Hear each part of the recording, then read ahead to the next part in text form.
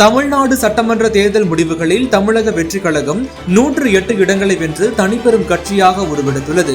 இருப்பினும் ஆட்சி அமைக்க தேவையான 118 இடங்கள் இல்லாததால் பெரும்பான்மையை நிரூபிப்பதில் சிக்கல் நீடிப்பதால் தமிழக அரசியலில் முன்னெப்போதும் இல்லாத திருப்பம் ஏற்பட்டுள்ளது. இதற்கிடையே தமிழக அரசியலின் இரு துருவங்களாக கருதப்படும் திமுக மற்றும் அதிமுக ஆகிய இரு கட்சிகளும் இணைந்து கூட்டணி ஆட்சி அமைக்க பேச்சுவார்த்தை நடத்தி வருவதாக வெளியாகும் தகவல்கள் அரசியல் வட்டாரத்தில் பெரும் அதிர்ச்சியை ஏற்படுத்தியுள்ளன.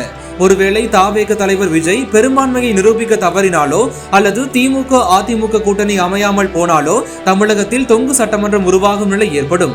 அப்படி ஒரு சூழலில் எந்த கட்சியும் ஆட்சி அமைக்க முன்வராவிட்டால் தமிழகத்தில் மீண்டும் மறுதேர்தல் நடத்தப்பட வாய்ப்புள்ளதாக கூறப்படுகிறது. மீண்டும் ஒரு தேர்தல் நடத்தப்பட்டால் மக்கள் தாவேகவிற்கு 200க்கும் மேற்பட்ட இடங்களை வழங்கி வலுவான ஆட்சியில் அமர வைப்பார்கள் என்று பொதுமக்கள் மத்தியில் தற்போதே பலத்த கருத்துகள் எழத் தொடங்கியுள்ளன.